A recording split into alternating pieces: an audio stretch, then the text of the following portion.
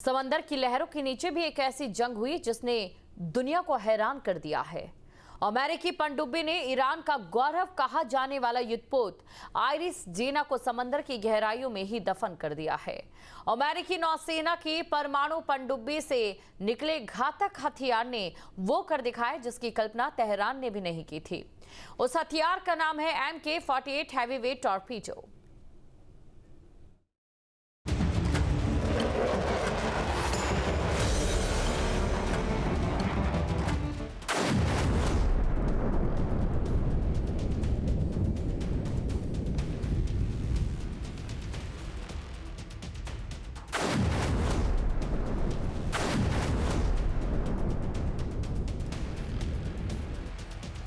MK-48 torpedo से अमेरिकी पनडुब्बी ने किया था ईरानी युद्धपोत पर हमला।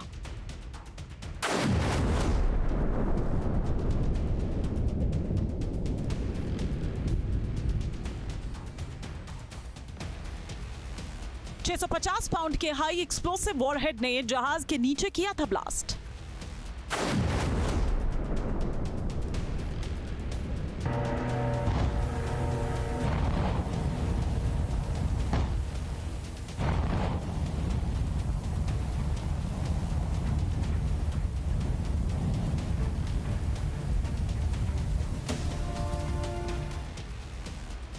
आइरिस जेना की तबाही में 87 लोगों की मौत, 60 लोग समंदर की गहराइयों में लापता।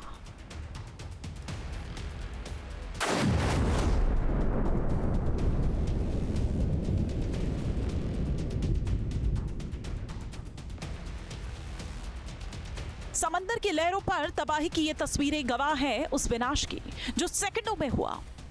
ईरानी नौसेना का आधुनिक युद्धपोत आइरिस जेना, जिसे ईरान अपनी समुद्री शक्ति का प्रतीक मानता था, वो अमेरिकी प्रहार के सामने तिनके की तरह बिखर गया। अमेरिकी नेवी ने घात लगाकर ईरानी फ्रिगेट पर हमला किया। यह हमला श्रीलंका के तट से करीब 44 समुद्री मील की दूरी पर हुआ, जो कि श्रीलंका की एक्सक्लूसिव इकोनॉमिक जोन के तहत आता है।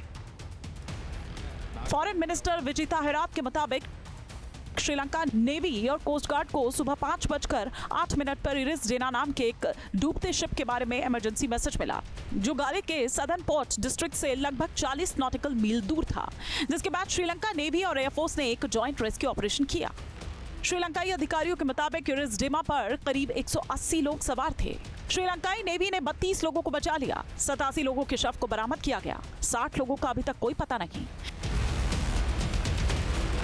इस हमले के बाद अमेरिकी रक्षा सचिव हेगसेथ ने कहा कि ईरानी जहाज खुद को सुरक्षित समझ रहा था, लेकिन उसे टॉर्पीडो ने डुबो दिया।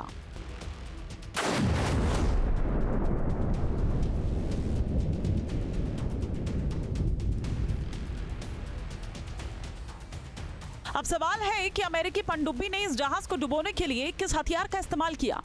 तो उसका नाम है MK-48 टॉर्पीडो। ये कोई साधारण बम नहीं है, बल्कि ये पानी के नीचे चलने वाली एक ऐसी मिसाइल है जिसके पास अपना दिमाग होता है।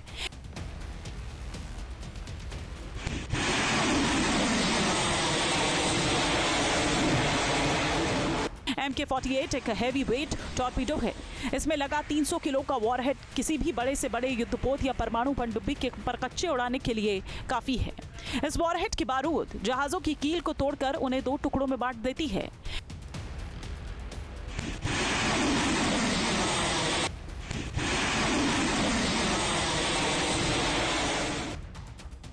MK-48 टॉर्पीडो का वजन करीब 1700 किलोग्राम होता है। इस टॉर्पीडो की गोलाई करीब 21 इंच होती है। इस टॉर्पीडो को लॉकहीड मार्टिन बनाती है। इसमें 295 किलो का हाई एक्सप्लोसिव वॉरहेड था।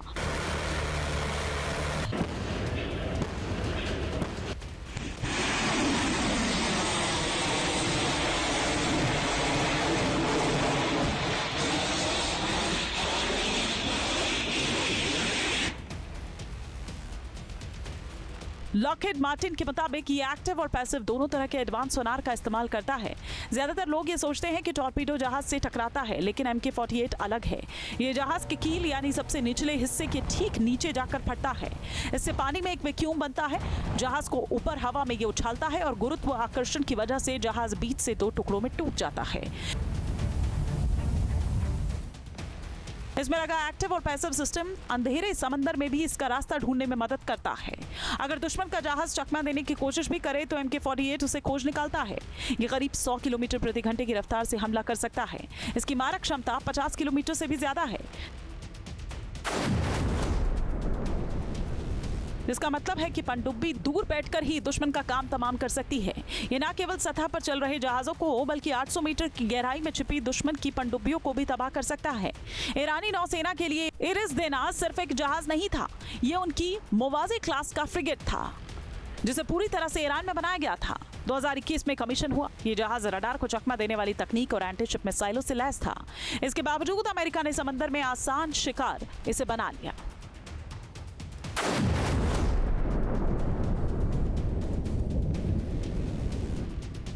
आपके मोबाइल पर तुरंत आएगी ब्रेकिंग न्यूज। स्क्रीन पर सबसे पहले दिखेगी बड़ी खबर।